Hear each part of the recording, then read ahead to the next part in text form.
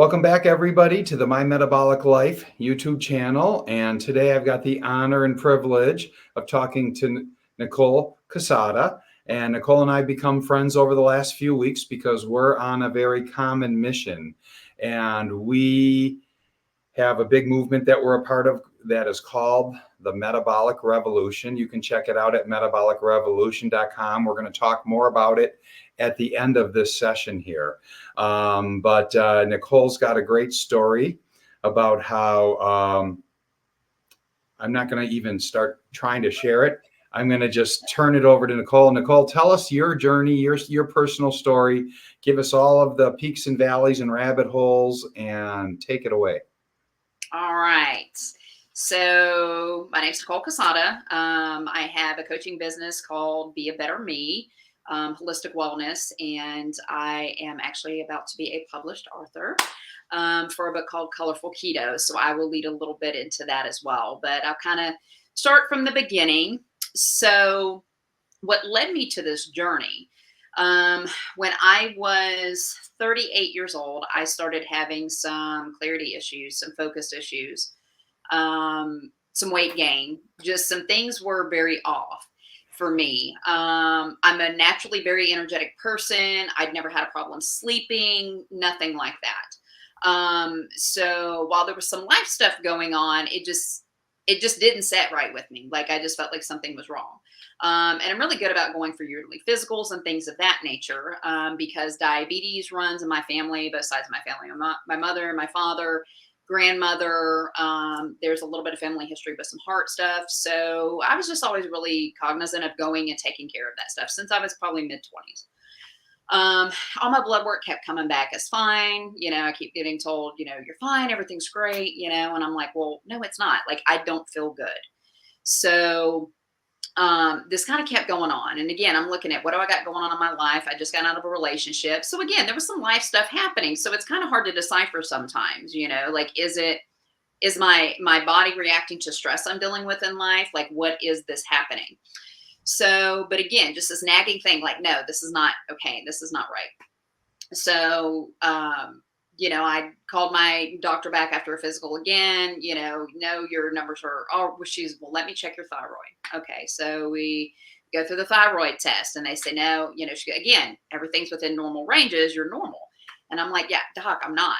Like, something is not right. This is not me. And she said, well, it could be some early onset premenopause because you don't have kids. And I'm like, whoa.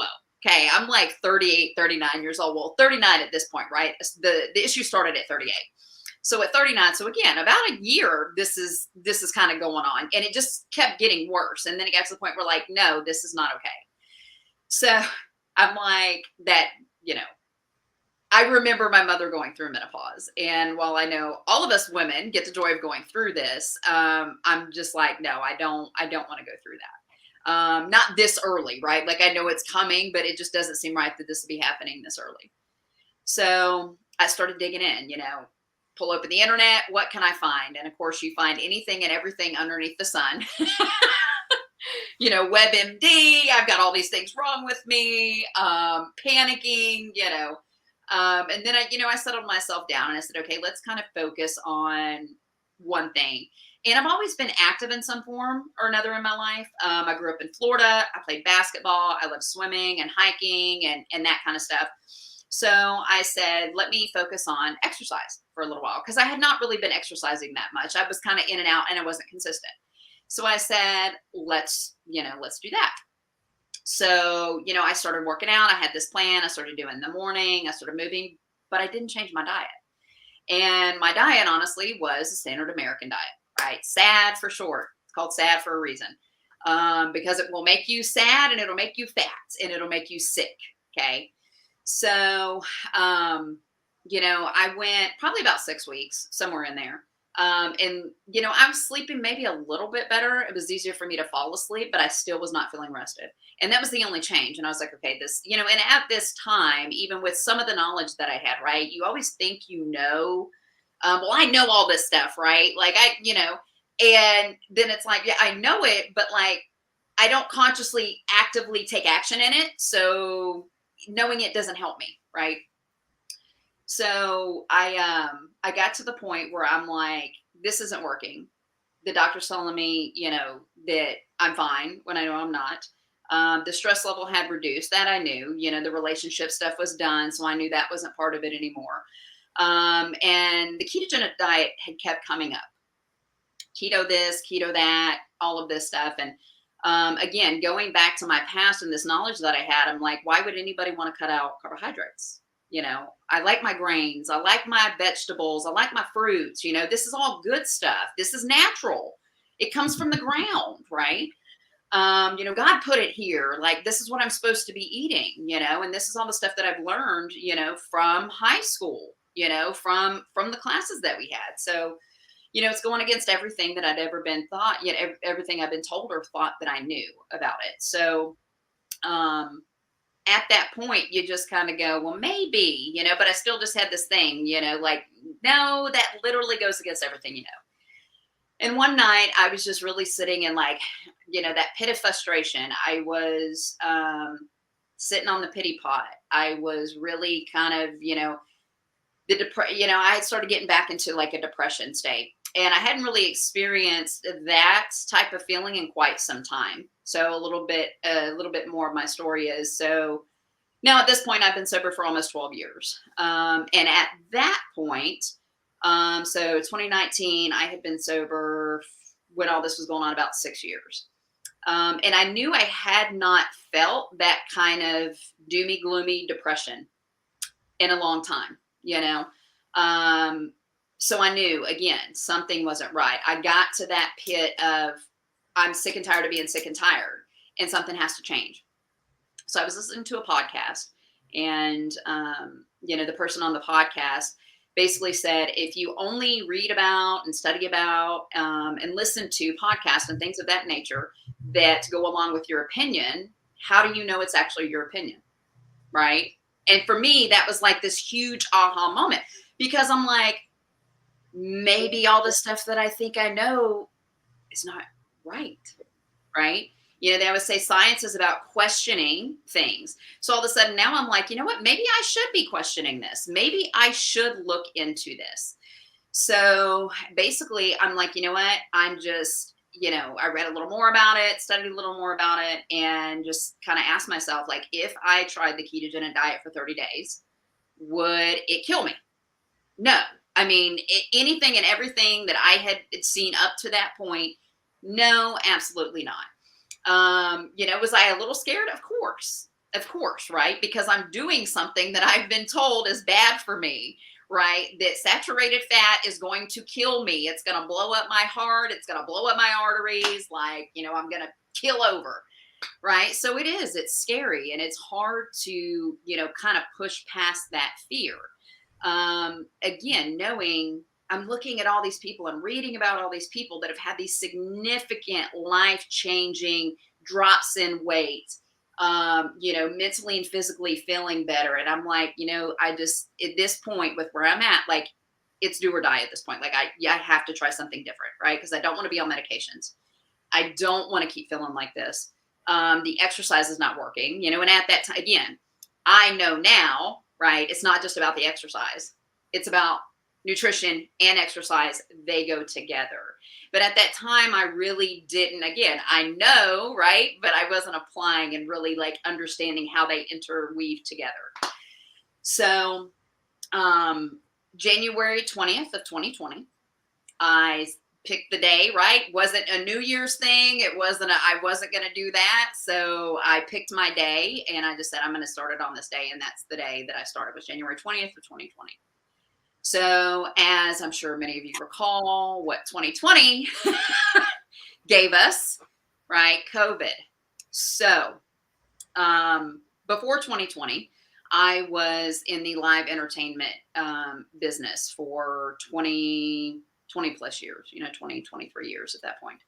And I had just gotten a little overwhelmed and gotten a little tired and gotten a little, I didn't want to wait. I was waking up and didn't want to go to work, even though I enjoyed what I did. So I took a little break. And then, so, I started the ketogenic diet in 2020. COVID hit us in into February, beginning of March. And so I'm going to stop and take a break, basically turn into a retirement because it completely blew up the business, right? No live events, none of that. So even though I joked around and said I was going to retire, at the time when I said that, I really didn't mean it. And then I didn't really have a choice. It was kind of chosen for me.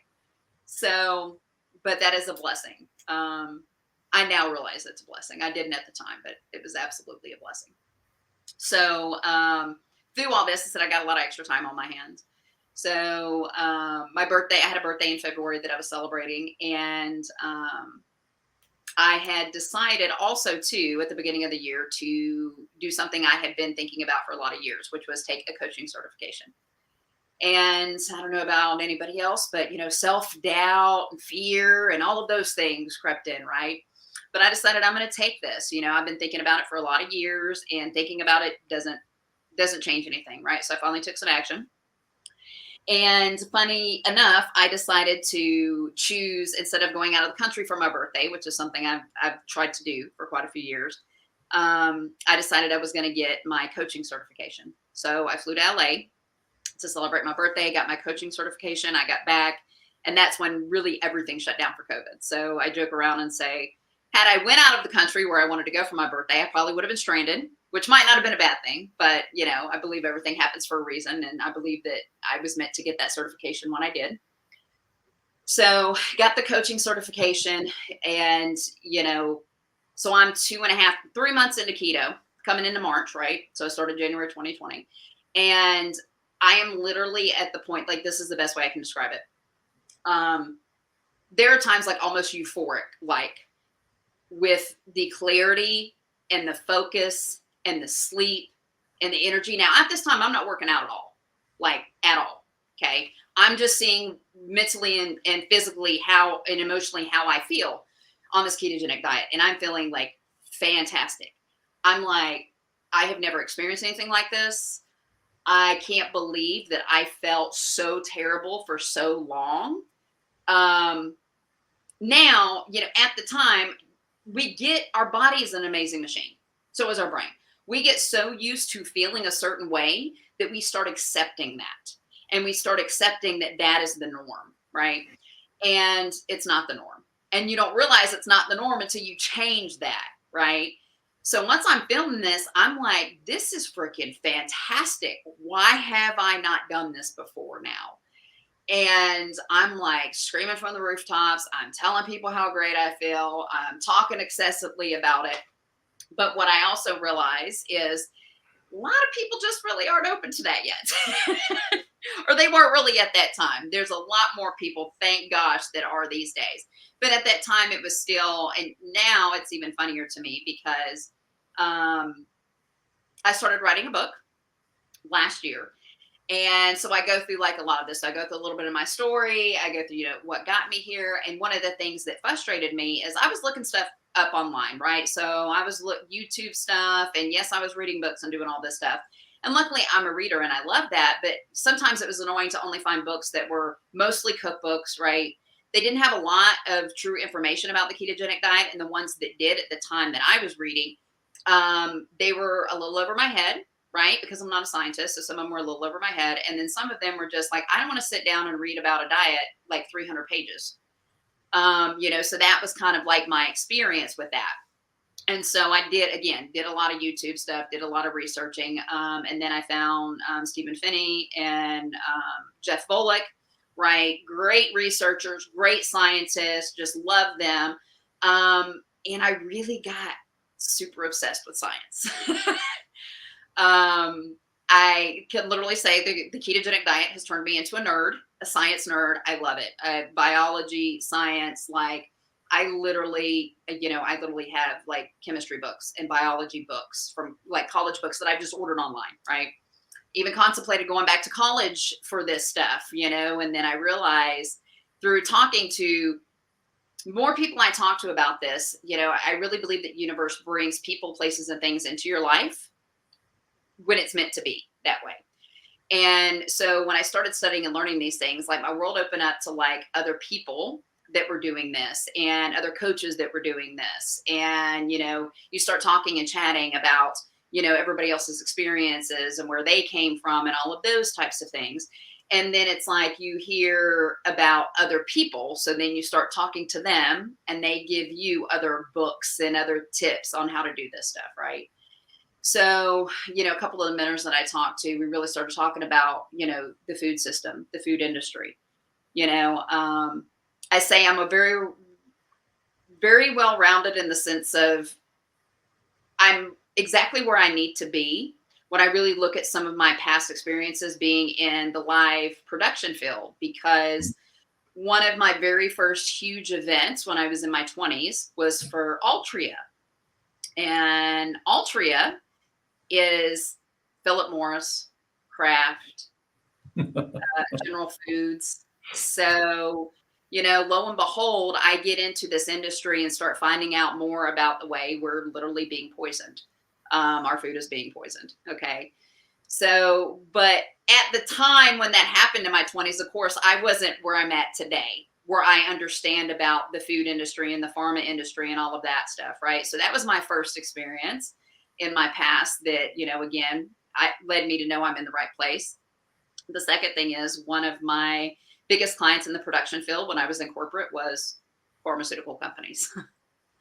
So between big box brands and pharmaceutical companies, I have sat in some closed door meetings. And, at the time, I didn't realize that all of these things were leading me to where I'm at today with, coming about this book, coming into this metabolic revolution that we touched on a little bit. Because not only did this diet change my life, it opened me up to realize just how much our food is chemicals. How much when I remove those things from my body and my brain, and I joke around and literally say, I literally feel smarter.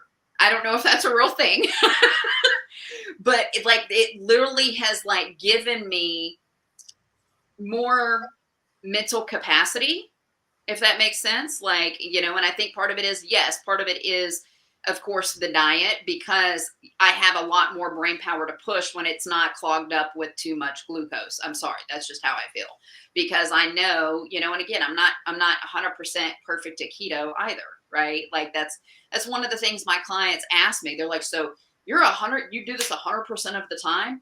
No, I would be lying if I said I do it 100% of the time. But at this point in my journey, I am no longer metabolically unhealthy. That's the difference. When I first started this, I was metabolically unhealthy, right? And it took me, I lost a little over 40 pounds in under a year. And again, thank you. And it was not about the weight when I did it. That's what I tell people for my own personal story. It was the mental clarity, the focused issues, the sleep issues. Yes, the weight was a huge plus, but it's about so much more than that. And that's what led me into this passion to do this. So kind of got off on a little tangent there, but I'll come back around to where I was going. So in doing all this, I got really, really passionate about learning more about nutrition. So then I started seeking out certifications in nutrition. Got my first certification in nutrition. And then, just really, I started making videos. I started getting on social media again, talking to people about it. And, years ago, I had trained people without being certified. Hopefully that doesn't get me in trouble. This was years ago. And so now I'm back at this point. So I've got people asking me. So now they're asking me also for exercise advice. I'm giving them nutrition advice and stuff like that. Now they're asking me for exercise advice. So I was like, well, I should probably get certified to do this too. So again, the universe just, put the perfect opportunity in my life, and I got a call from Lifetime. And so I am a personal trainer over at Lifetime, at one of the Lifetimes here in Atlanta. So I do that. I work on site there, and I work from home. And I continue to get these certifications and just continue to read and just educate myself on what is happening out there. And I think one of the surprising things outside of the passion that I found for nutrition and fitness is the fact that I don't have kids, and I have godchildren. I have lots of friends that have kids, and I absolutely love kids. And, it just really dawned on me one day, we're killing our kids. You have parents, well-meaning parents who are, they're feeding themselves when they're pregnant, right? This is just going to the fetus. They're giving their kids, like you have some women that can't breastfeed, so they're giving their kids formula. And these things, these well-meaning mothers are trying to, do the right thing and be healthy for their kids and give their kids healthy stuff. And it's hurting them. It's hurting them. And so many people just don't know this. And that really lights a fire in me. I have a very good friend of mine who has a school for neurodivergent children. And so across the spectrum, different spectrums of brain disorders. There's lots of conversations there on different chemicals that are in food that make these kids react even worse than they were before. Not to mention the autism rate, obesity rate, like you name it, from the 80s to now, we're like quadrupled these numbers. Well, And and it's just, autism has gone from like 1 in 10,000 when I was young to like in California right now, it's like 1 in 30. yes, it's insane. So again, it's like, these poor innocent children are being poisoned, right? And it's just, I'm not okay with that. So whatever I can do, right? Yes, of course, I want to help adults. I want to help everyone. I know realistically I can't help everyone, but I want to do everything that I can do to help people understand that we are simply a bottom line profit margin for certain companies, big pharma, big box brands. And the only way that is going to change is if we get the word out. If we, like, all the health and fitness people get together, like, one of the things that frustrates me so bad is sometimes, you'll get on social media and I will make a comment like, and people, it's either like they're hardcore carnivore or keto or hardcore, vegan or vegetarian. Like some people get so shut off to anything. And I try to stay open to certain things, right? Certain things. If it's boxed, bagged, there's a lot of issues with those things, right? But I also know I have met vegetarians that stay kind of on the keto side that are still healthy, Mhm. right? So it's, I try to be open-minded because I don't ever want to turn anyone off. And I know there were times that I heard about this change in lifestyle and I was not open to it, right? Um, there's several things I heard about in my life that I was not open to when I first heard it. And so I don't ever want to be that person that is so, so matter of fact. And so it's this way or you die kind of way. No, I just don't believe that there's only one path to get to a certain destination.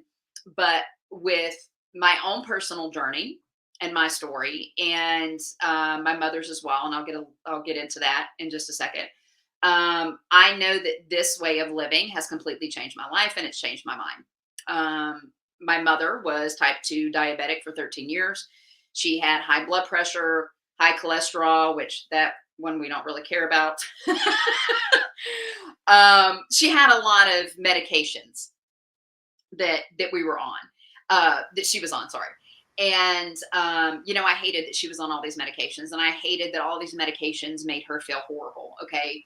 And so I kept trying to talk to her about it as well, because, once you do this and you change your life and it's not just about the weight, it's about how healthy you feel and how mentally and physically that you feel, you share this with others. Right. So, it took her some, again, it took me talking to her for a little while for her to make the change, and hers come down to a doctor, right? Because everybody's point is different. So with her point, her doctor told her she needed to get her knees replaced, and she was going in to get her first knee replaced, and the doctor's like, look, you have to lose 25 pounds before I will do the surgery on you, because if not, it's going to cause a lot of issues. You're going to have even more issues with the other knee, and we already know it needs to be replaced. So she came to me and she said, okay, you've been talking to me about this for a while now, and at this point it had been months since I'd been on the ketogenic diet. She'd seen my journey, right? And so she said, I want to do this. So we got her on the ketogenic diet. And she lost 20 pounds in 4 weeks, which, she was obese. So that is a pretty good weight loss for where she was at, um, and, she hit her threshold with that. She got her surgery. We pretty much kept her, pretty well keto for a while. But we didn't keep her like now today. Honestly, she is low carb. She is not keto. Right. But we reversed her type 2 diabetes, completely reversed it. The woman had been diabetic for 13 years and, still, so now she is 77. And so she's been completely in remission, reversed type 2 diabetes for a little over 3 years now. No high blood pressure anymore, no high cholesterol. Cholesterol's still a little high, but little high is good for us women. And she's doing, again, a lot better. Now there's times, where I get on her sometimes with some of the food, because she loves her bananas and she loves all of these things. But again, it's like that reminder of, do you want to go back to being diabetic? Because if you continue to go start putting the stuff back in that you were putting before, you're going to come out of remission and reverse. Like you're going to go right back to where you were before. So it's that process of that thing. But, again, with it being on both sides of my family, I literally grew up with diabetes. My father was diagnosed in his late 40s, early 50s. And I distinctly remember one time when he had a low blood sugar attack and he was driving down the road with me in the car. And we lived in a very small town and there wasn't a lot around. And thank the Lord, we just happened to be very close to a random convenience store down this long country road. And I just remember, he almost passed out, I literally, and he's motioning for me to grab the wheel to turn and I'm like freaking out. I'm like, oh my God, And so I got us pulled over off the road and the convenience store was not that far. So I go running up there and I grab a Snickers bar and I'm like telling the lady, like, my dad's about to pass out. He's got diabetes. He needs sugar. I'll come back and pay for this. I promise, and this lady don't know me from anywhere, And so I'm like, basically still in the candy bar because, my dad needs some sugar, and that's just something that, that's scary. That's scary when you're a kid to go through that and not really understand. And especially, I want to say I was probably like 12 years old, 11 or 12 years old when that happened. So those things like stick with you, when those types of things happen. So, again, that's all part of like what led me to this. There's so many different things in my life that have personally led me to this journey and finally led me to do this ketogenic diet, so here we are today, right? So I'm 4.5 years in. I go through strict phases, like super strict phases where I'm talking 15 to 20 grams of carbs, period, point blank, no more than that. But I also bodybuild. So there's times when I am higher than that because I am inducing muscle change, right? So I decided at the age of 42 that I wanted to be a bodybuilder and I wanted to compete in a show. So this is 2 years after I've been doing keto, right? And you hear all these things, oh, well, you can't build muscle and, this is going to suck and blah, blah, blah. And what most people don't tell you is, so a lot of bodybuilders do go into ketosis, but it's right before a show and it's only a matter of weeks. And that's why it sucks for them. And that's why most of them hate it. They haven't actually given themselves, being in ketosis and actually being fat adapted are two totally different things, right?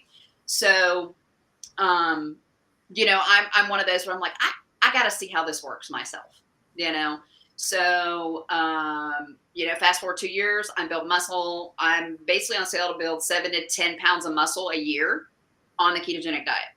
So, and again, that's not higher or lower. That is about average for a bodybuilder. So, it's not, I'm not saying it's better. It's definitely not worse, because there are people out there who are winning like international competitions as carnivores on zero carbs. Yes. And, exactly. I should be having one of those on very shortly, but as you're Yes, aware, I you also just, should. well, there's a guy in the UK that I will have on soon, but I just, 2 days ago had a two-time Mr. Universe, one-time Mr. America beat out Arnold Schwarzenegger. And this was back in the 80s, early 80s, 81. He won both. 86, he won Mr. Universe a second time. Right. But he's going, yeah, I was taught low carb, and he lived low carb while building.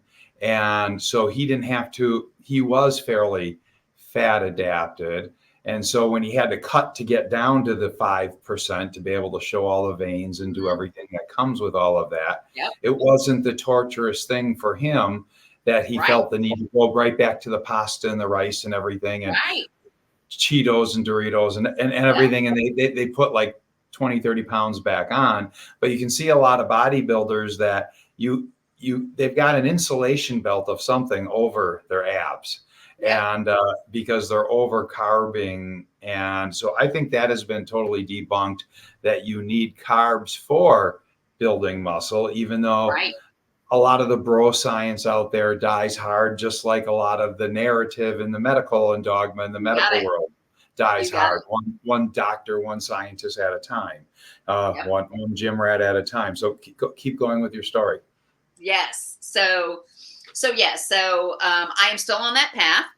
And one of the things, it's manipulation. It's carbohydrate manipulation. It's calorie manipulation. So it's really finding like what works.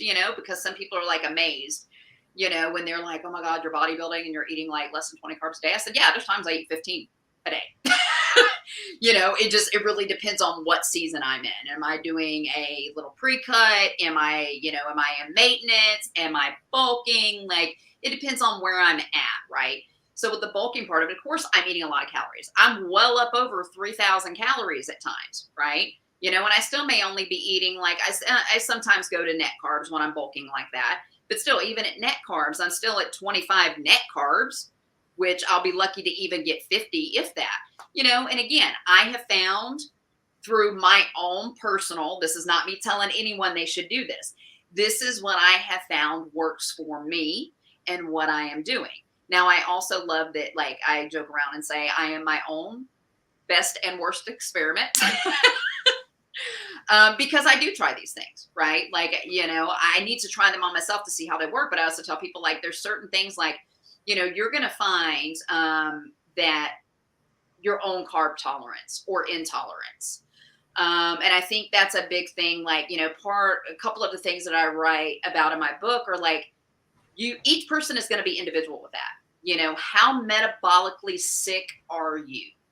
And once you kind of play around with that and figure out, because, and again, a lot of people think, well, I'm skinny, so I'm metabolically healthy. You may not be. So just because someone is not overweight or obese does not mean that they are metabolically healthy, right? And that's a misconception that I think has been put out there a lot. And what people need to understand, because you have some people go, well, I don't need to lose any weight, so I don't need to be on the ketogenic diet. Well, could you see some benefits from it? Even if you could add, like talk about, so would you want to improve by 1%? Some people are like, I don't know. And I was like, yeah, but what if it was like 1% a month you could improve? That would be 12% in a year. Don't need to lose any weight, but I'm on these SSRIs, and I don't sleep well, and I'm going through, and I'm just saying a couple of common things you hear all the time. I'm going through menopause, and I've got just the worst hot flashes in the world. And all of these things are signs of, even if weight's not there, and there's a thing called TOFI, thin on the outside, you don't see it, but maybe a lot of visceral fat in around the rib cage and the organs. And that is driving a lot of metabolic dysfunction. It is. It is.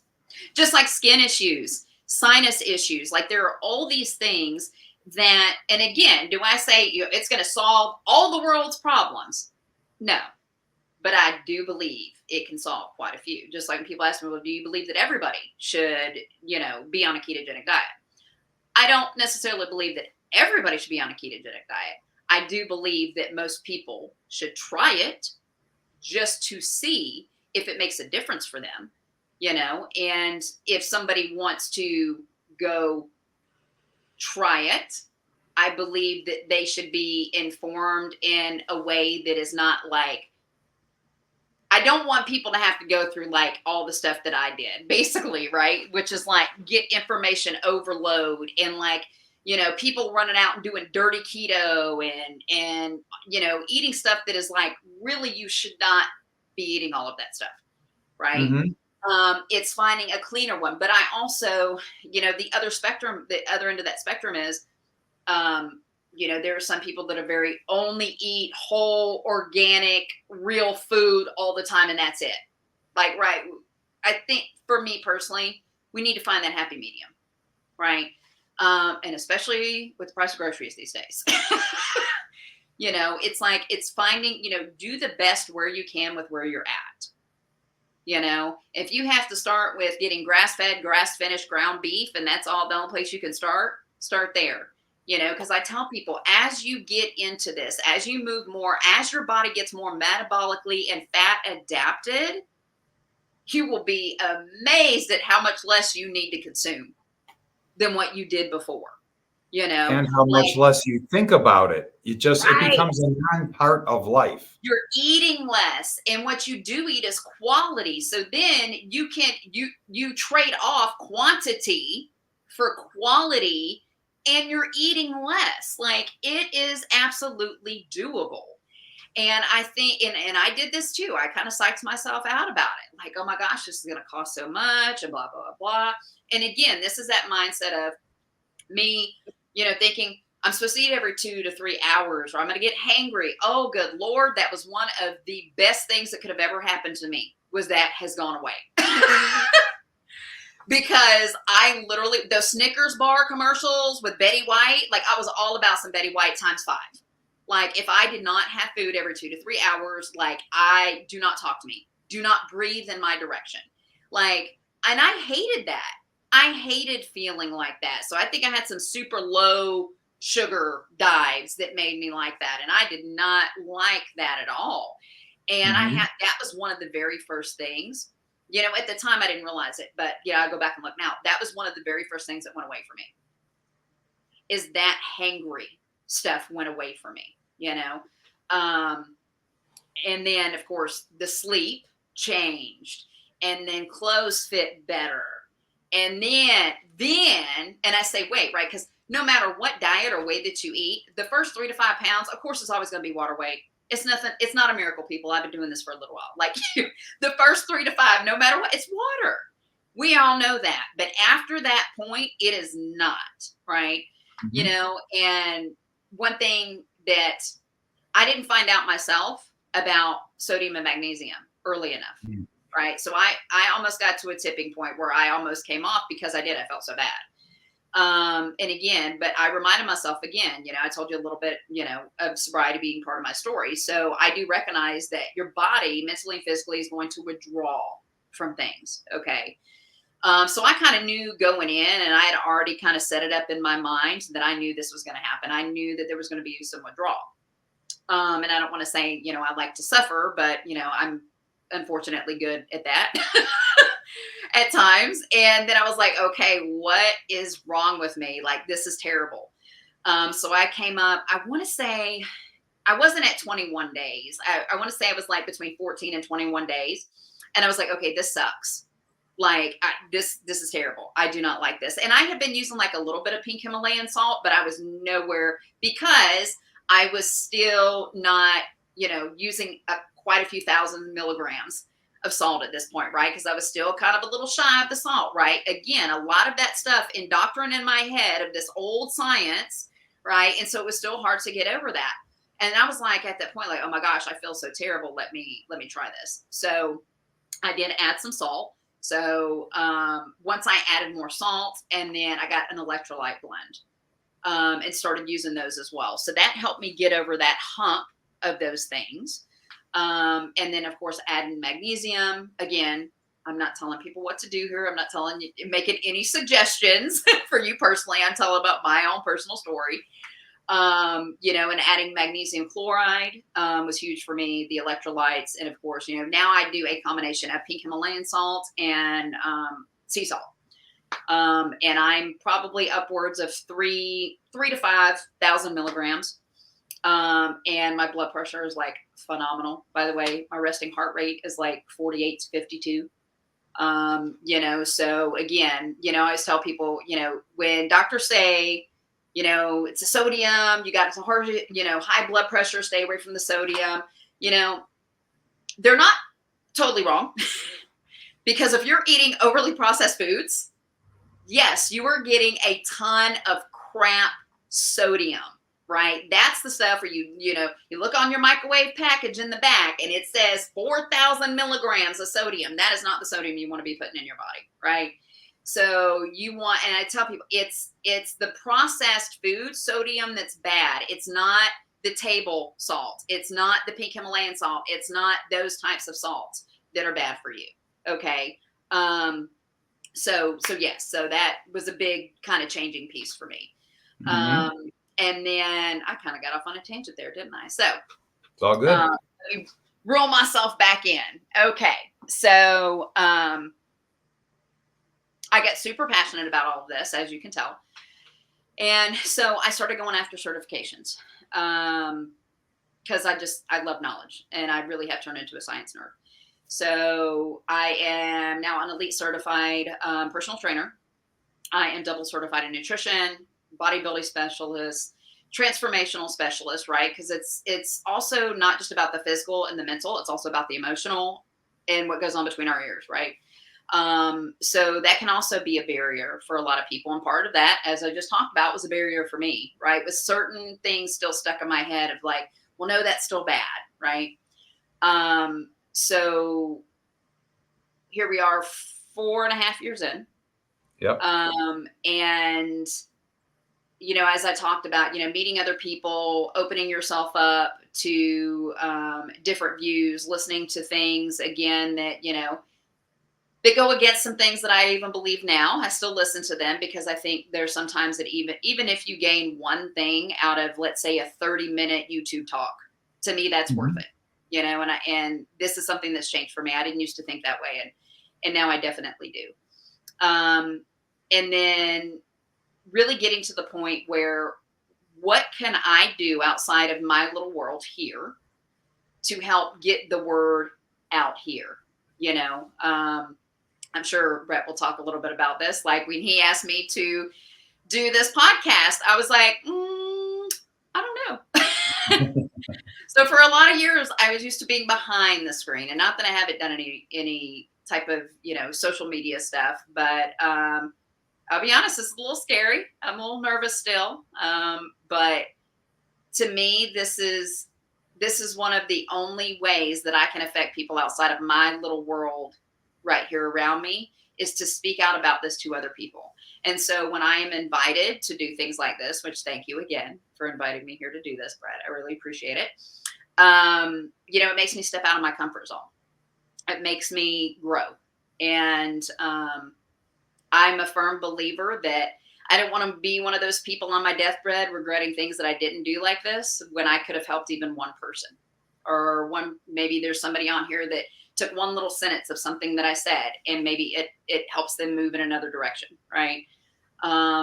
Because today I realize it's not about me. It's about what I can do for other people. And if that means I have to get a little uncomfortable, and that means I have to get in front of a camera and have to be nervous and I have to go off topic sometimes, that is just what's going to have to happen. I made a note when you said, I just want to help everyone. And that's always a thing when somebody comes out of any kind of a thing that something impacts them, they feel transformed. Then they just want to share it with the world. Now, right. You wound up eventually getting your mom. Did you have any interesting other family and friend scenarios? Because usually those things don't go really well early on. We tend to get a little bit sharing too much. We don't know how to say it the right ways. And honestly, they didn't ask, Yeah. Well, I have a very small family. So, small, close to me. I've put it out there quite a few times to other family members that didn't really. And like I said, even with my mother, until she was told by a doctor that she had to figure out a way how to lose weight quick, she wasn't interested, right? It didn't appeal to her.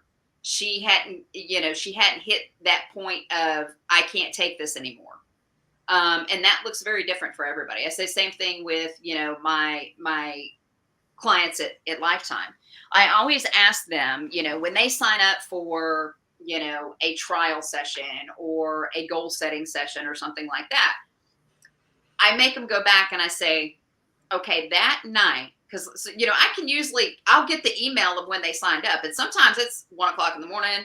Sometimes it's in the mid afternoon. So you never know when somebody hits that button and says, okay, I'm sick and tired of being sick and tired.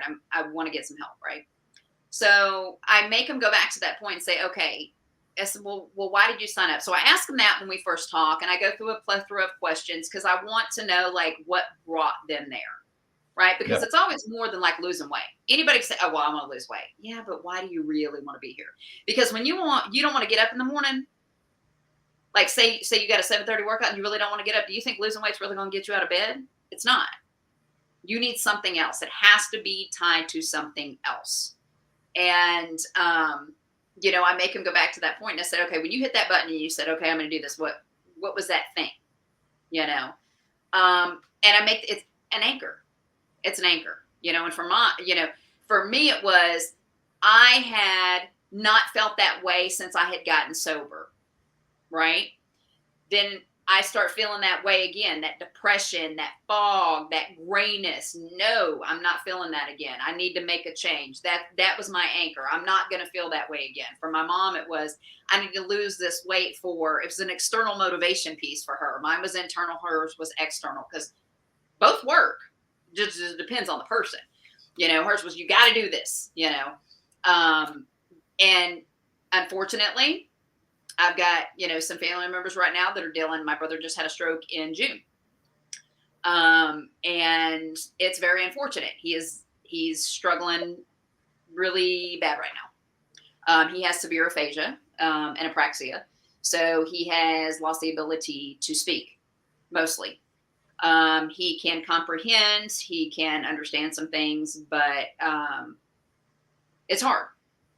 It's hard. He's still type 2 diabetic. When he was in the hospital, they were, feeding him a normal hospital. We're shooting you up with insulin diet.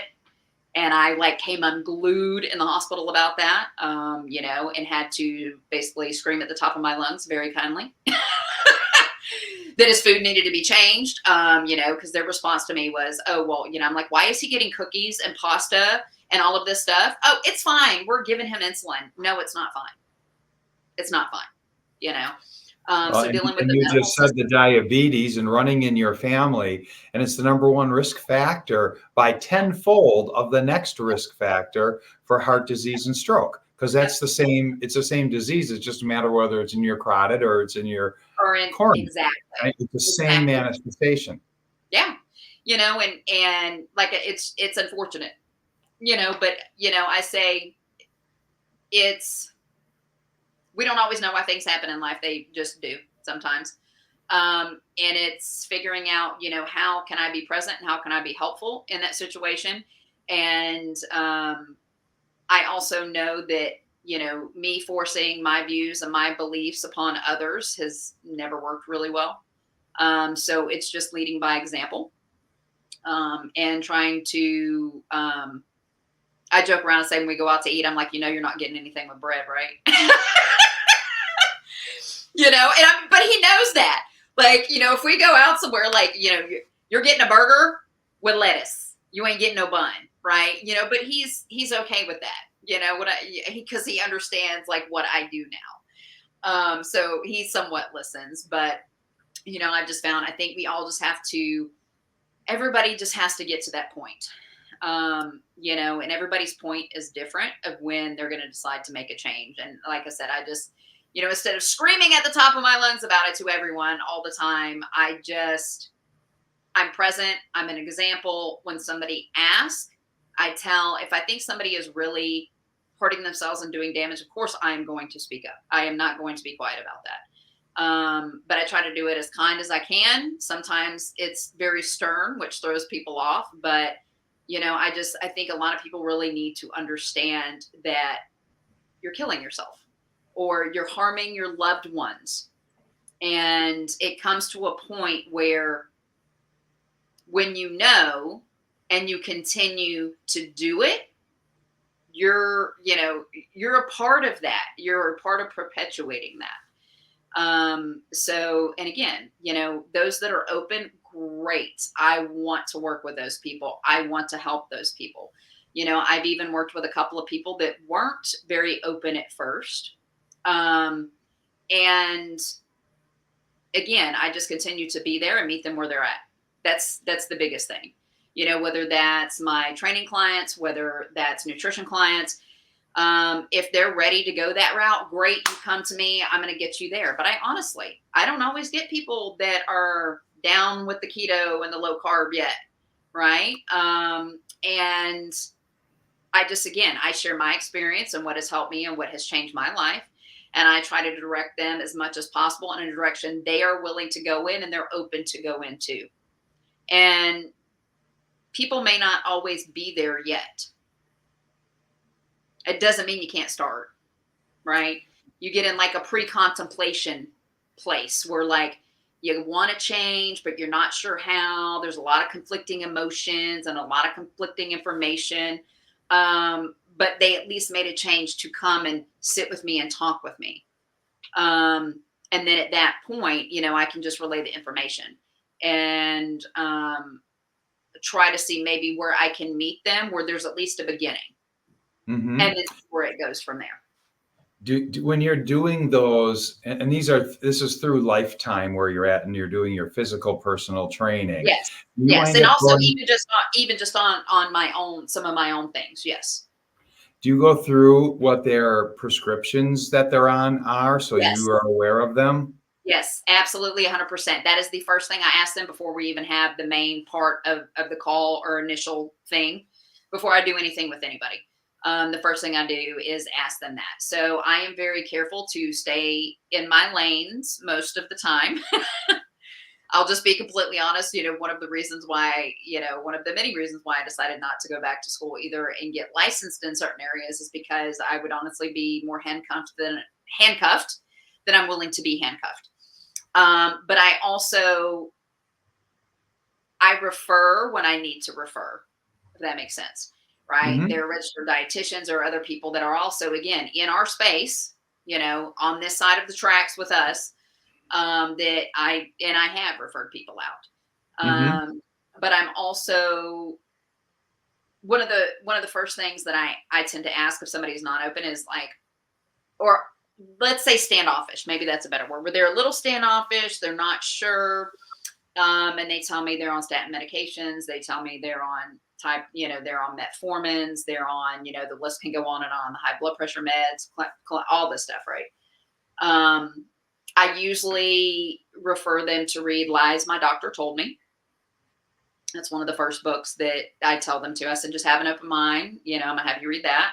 If they're on statin medications, Cholesterol Clarity, send them there. And then, of course, it just depends on the situation and the person, right? Because usually what I do is I refer them to different books. I'll refer them to different podcasts at times, right? Because again, and I always suggest that if they don't have a functional or integrative medicine doctor, that they find one. Mm-hmm. And I also tend to ask people when they say they're on statin medications, I'll ask them, A, do they know their numbers? And B, did their doctor offer them any other options outside of a statin medication? And that if they didn't, that they might want to consider getting a second opinion from a functional medicine doctor or integrative medicine doctor, if that is an option for them, but unfortunately, sometimes that's not always an option for people either. So that's, again, why I kind of send them to the resources where there are licensed doctors are going to be listening to and hearing from, right? Because there are times when people think if we don't have certain letters behind our names that maybe we aren't knowledgeable. And I just try to remind people, I respect every doctor. Okay. No doctor got in the field not wanting to help people. You don't go through that amount of schooling and that amount of work to do what they do and not care And about that people. amount of debt. Now, there are some people, I think they get led more down that path, right? As they stay in it. But I think, and this is just my opinion, I think when they all start, I mean, you got to want to help people to go through all that. I'm not saying some don't go in more thinking about the money, but I think you got to have some kind of inkling to help people to do that, right? To spend that much time learning about the body, doing all that stuff. But then I also make sure to remind them that they take, I think it's like 6 hours to 6 weeks. That's the range that I've heard over all these years. And I've talked to doctors, right? Some of them would tell it's a 1 6-hour class all the way up to 6 weeks. So it just depends, unless they actually take a secondary degree, right? Or do a minor in nutrition. 6 hours to 6 weeks is what they do to learn about nutrition. Okay. And so when I'm talking to people about it, I said, I'm not going to sit here and tell you I'm smarter than a doctor, but we're not talking about smarts here. We're talking about who's in it every day. I'm in it every day. I've been in it every day since 2019 in some shape, form, or another. YouTubing, research papers, books, you name it. Like I am like very obsessed with this, obsessed in a good way. Because like I want to know again why these things work, how they work, how we can help people heal, how I can educate people on how to heal themselves. It's just like I tell them when it comes to working out, right? I would love to tell people, you come to the gym and work out with me 5 days a week, you're going to get skinny. That is not how it works. And if somebody tells you that, that's a lie. Okay. Just straight up. That's a lie. Okay. The gym and movement are super important to everyone's life. But when it comes to metabolic health and either staying on medications or getting off of them, it is 80 to 90% diet. Straight up. It's 80 to 90% nutrition. It really, really is, right? The movement piece of it, though, is also very important. Because then let's say someone is overweight and obese and they drop a lot of weight, okay? I want you to do that in a healthy way. That also includes retaining muscle mass, right? Because that's a whole nother issue that we got going on. Like Dr. Gabrielle Lyons, love her. Okay, she talks a lot about it's not just obesity. It's not just being overweight. A big part of it is we are under muscled. Guess what? At the age of 30, we start losing muscle, people. And if I you found are her. not using it, yes, I you are found not her using early it. in my journey, and that's when I decide. And that muscle is the Organ oh, of longevity. thank you. The organ And of and I bought longevity. very much into this concept, and I went way down these rabbit holes. And kind of about 5-6 months into my 9-month 115-pound weight loss, it slowed So down a awesome. little. But I decided I'm going to, because I came from being this super skinny tennis player, and Yeah. I was a freshman in high school. I was all of 5'3" and 103 pounds. I Cardio, grew, baby. It was all that cardio, right? well, no, it was just late bloomer. But because I grew 7 inches over that summer between freshman and sophomore year and got all the Oscar slaughter. But I graduated high school 6'2", 140, in college 6'3", 167. I was so skinny, the joke was run around in the shower, otherwise the water went past me. And so, but then I started slowly putting on weight through the stupid fast foods and shakes and this on the road and all that. But then I decided when I go, well, instead of just going back to being super skinny, maybe it would be good to have that, muscle being the organ of longevity. Yes. And it would be good too, because I'm also a big believer in so much of the exercise and the working out is not necessarily about sweating, even though that's wonderful at all. Also, well, it's the cheapest anxiety and depression drug you can take in the It world, is. but it's also you use it or you lose it. So where you were going down the path of in your 30s and 20s, you start going down that sarcopenia. If you're not actively at least trying to hold on to muscle, you are losing muscle We're every losing. year. Yep. So yeah, I've had some DEXA scans through the years, and I've put on about 24-ish some pounds of muscle. I Yeah. still would like to probably lose 8 to 10 pounds of excess skin that I still have from that weight loss. Right.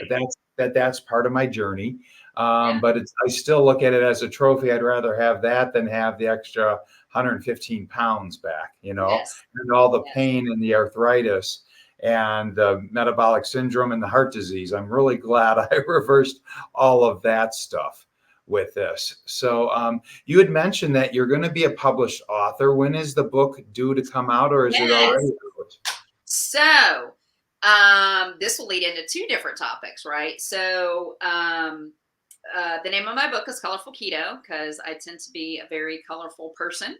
And I think sometimes people think keto is very bland and colorless. I've heard that a lot. And I'm like, I don't know what keto they're doing, but that is not my life. That's not my keto.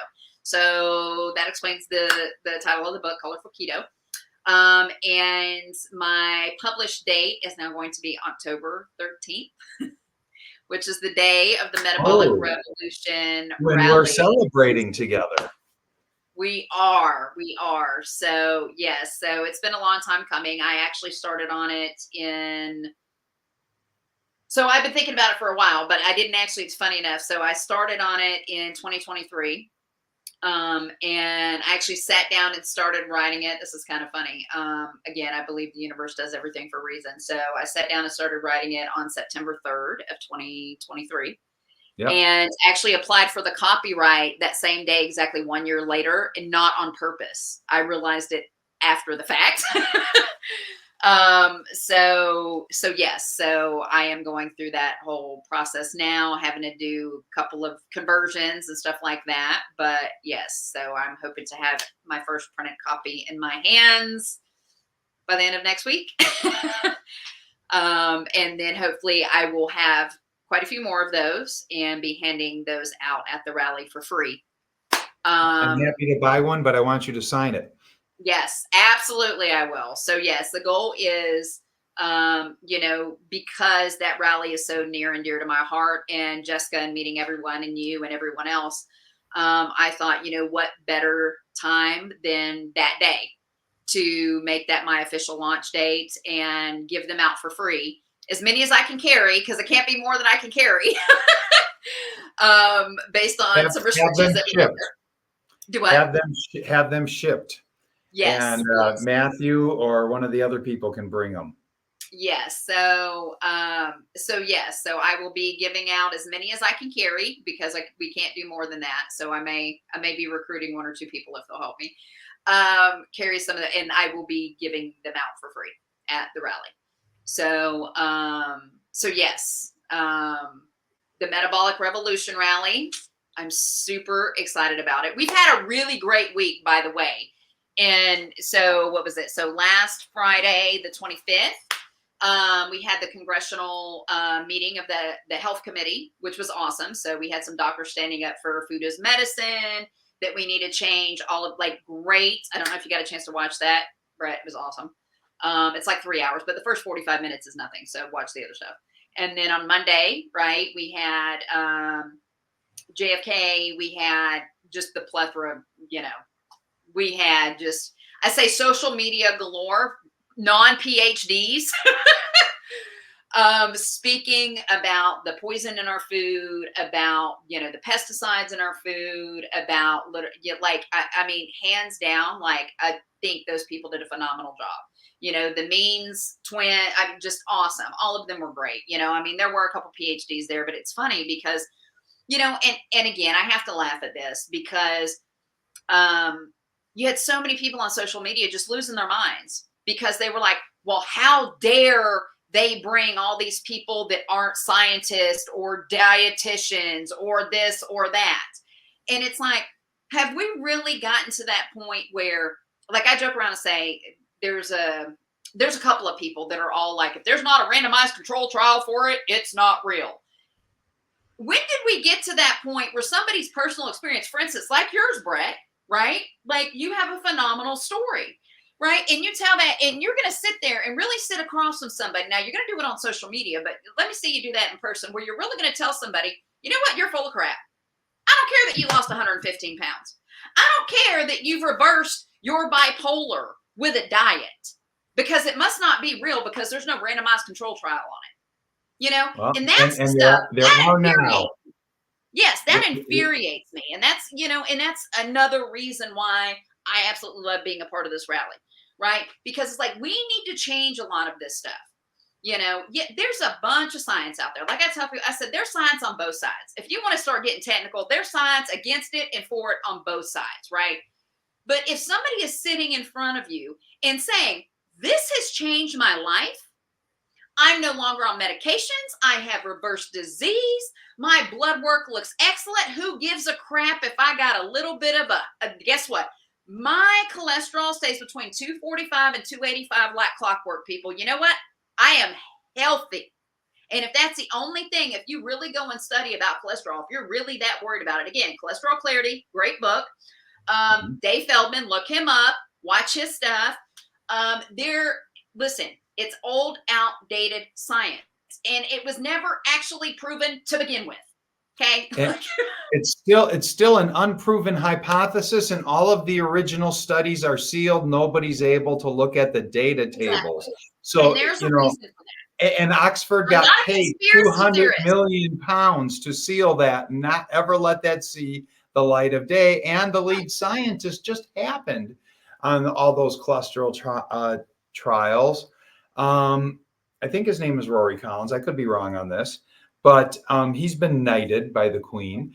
And but he came out with a test for if you have muscle pain and all of this because of being on statins, and he was the lead of all of that. So how can you be making money off of testing what damage statins are doing, but you're not willing to show the data that so it and I don't want to tell anybody go off of any medications. And I don't either.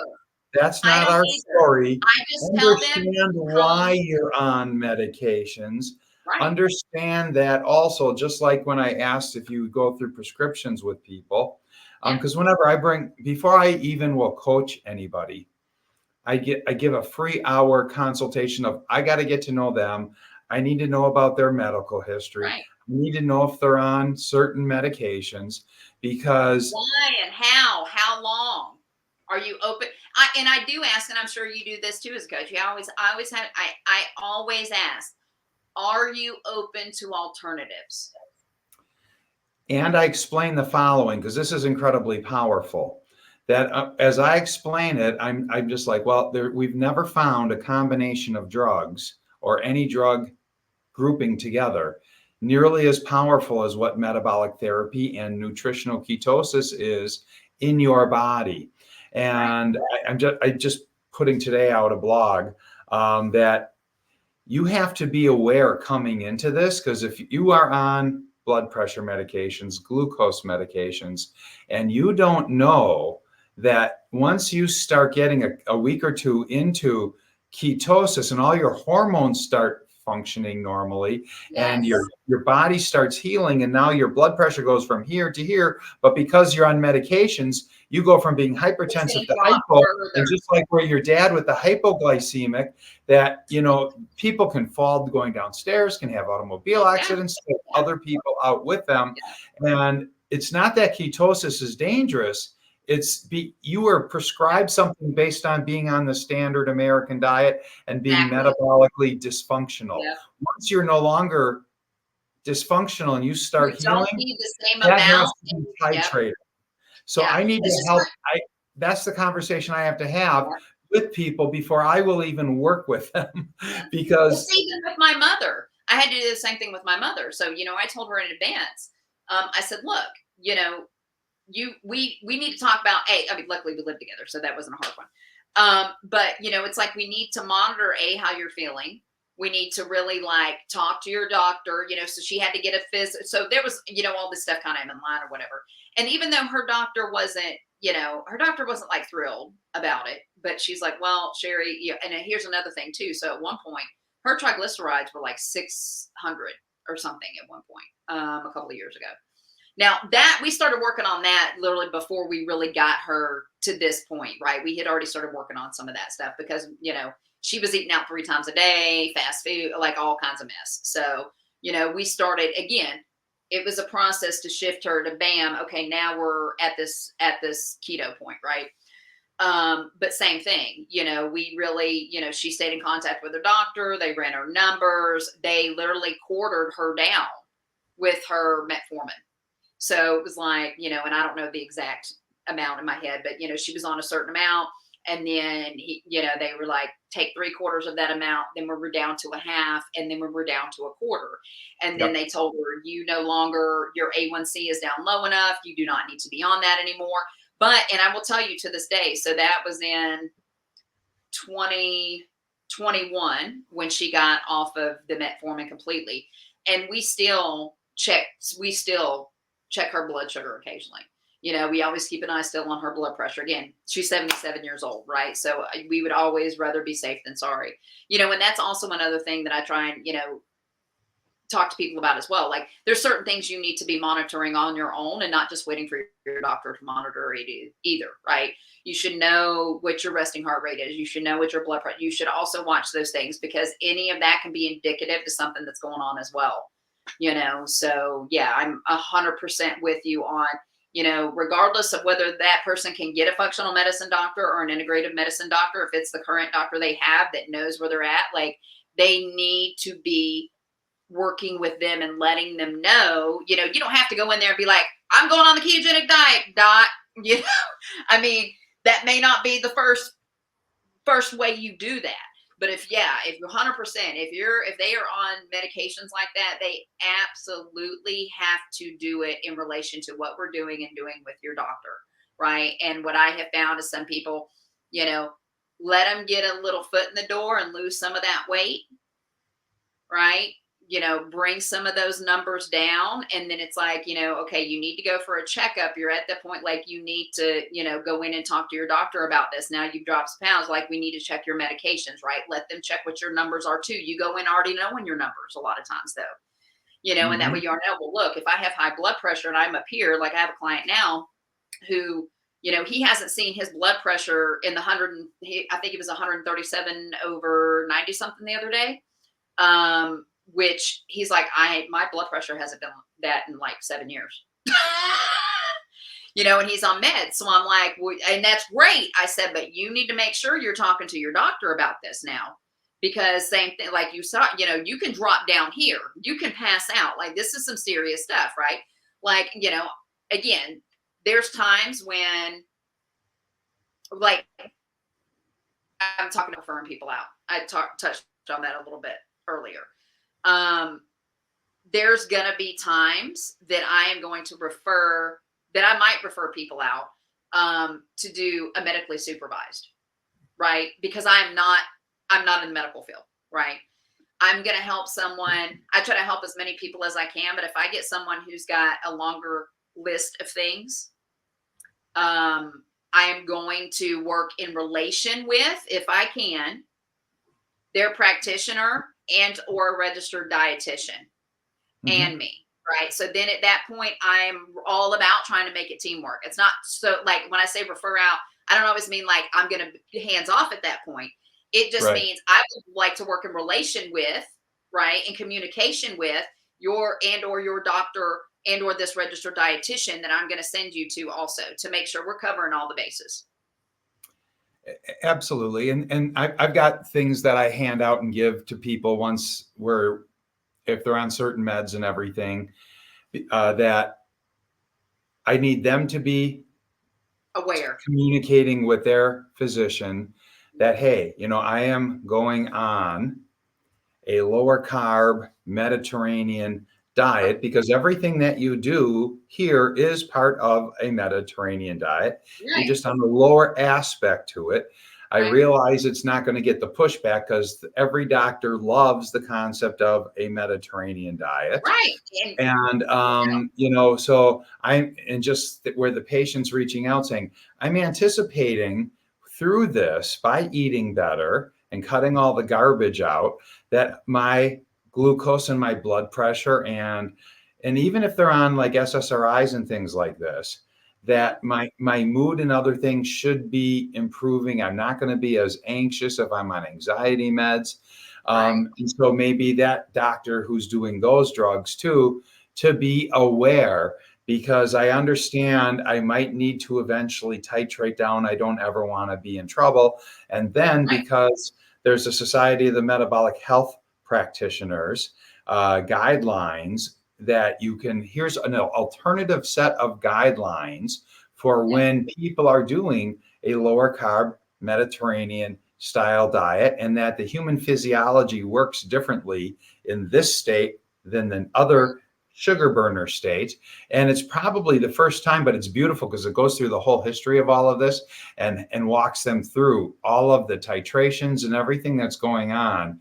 And it educates. SMHP, you said? It's the SHMP? Society of Metabolic, Yeah. Metabolic Health Yeah, Practitioners. I'm actually, so funny enough, that is my next big thing that I'm working on, is to get certified through them. Yep, that's excellent.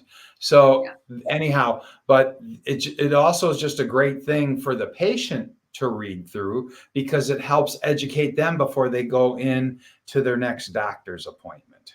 Nice. So, and hey, doc, send them that. And I've got my very first blog on my website is, if they're not going to get that to them, send them the link through the EMR. Here's what I understand about how metabolic therapies for reversing all of these different conditions.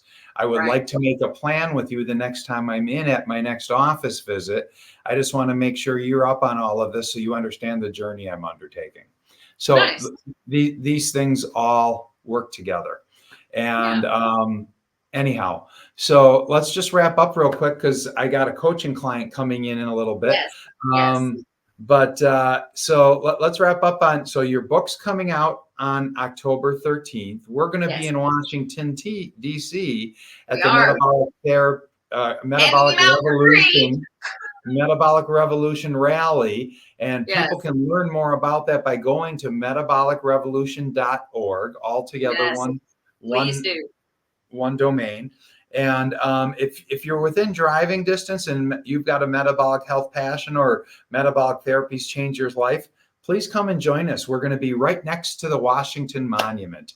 So the stage is just a couple yards away, right on the sidewalk by there. So we're going to be our parade of proof, right? Absolutely. Proof that this works.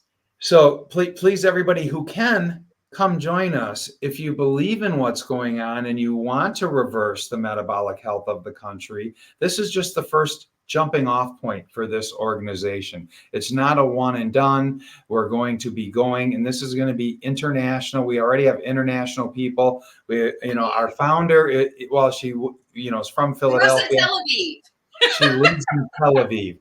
We've got cardiologist Dr. Asim Malhotra flying in from the UK, who's going to be up on the stage when he heard about this.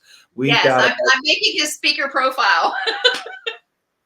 We've got 12 of the most qualified metabolic health practitioners and scientists in the country and the world coming. We've got another American, but who's a doctor in Israel, who's one of the leading ketogenic doctors coming in for this. So please go check out who's speaking, who's presenting, and follow and learn from these people, because they're all published. They've all either got dozens of studies, multiple books, like Dr. Lustig's Metabolica, and go watch his sugar video on YouTube, The Dangers of Sugar and Fructose. It will blow and change your mind, or blow your mind and change your world. So how else, Nicole, do people find you? Now, everything's going to be down below in the show notes, right? In the video details. I'll have everything you want to share there, but it cuts off on, it says Nicole and then Colorful Keto, which is the name of your book. Please say the name of your coaching business again. So most of my socials, Facebook, Instagram, I am beabetterme.today. So that's where I am on Facebook and Instagram. On Twitter, my handle is Colorful Keto. Of course, my first name, Nicole Quesada, is on there, but I'm at Colorful Keto there. Email easy Nicole, Nicole at beabettermetoday.com. That is also my coaching website. So beabettermetoday.com. And yeah, whatever help you need, any questions that anyone has, I always tell people, don't feel like you're bothering me. I always like to be able to educate people and guide people however I can. So it's not just about paid coaching. Like if you have a question, now if you start blowing me up, that might be another issue. But, if you've already started this way of life and maybe you're struggling and you're having challenges, like reach out to me on email, on social, wherever. And, I will do my best to help you. And if I don't have the answer, I will tell you I don't have the answer, but I'll tell you I'm going to find somebody who does. Absolutely. And you are in the greater Atlanta area, correct? I am. So those that would like personal face-to-face coaching, are you able to do your fitness and bodybuilding and everything in a I remote am. So session from when you're like at home? So So I'm people can reach out to you on that. Yes, also. So I actually work on location in the Lifetime in Peachtree Corners, Georgia. And I'm there Mondays and Wednesdays and sometimes on Saturdays. So I do mornings and evenings there. So if you're in that area and want to join that club, you can meet me there. If not, any other way that you contact me, then we can set up again. I do nutrition coaching. I do personal training.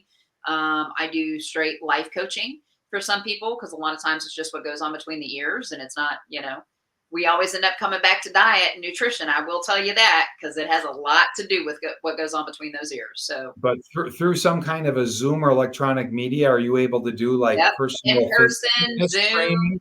So Yeah, you're in your living room, they're in their living you room, got or it. some You got it. So I have all my version. own stuff as well. So when it comes to resistance training, I do body weight, weights, bands. I do online. I can come to someone. So I'm pretty open, as long as somebody, comes to me and is serious and really wants to get to work and really wants to do stuff. I say, if they found the will, I'm going to help them find the way. Beautiful. Beautiful. Well, we're going to cut it right at there. So please go find Nicole. She's awesome. She's going to help you. Please try to meet us in Washington, D.C. on October 13th.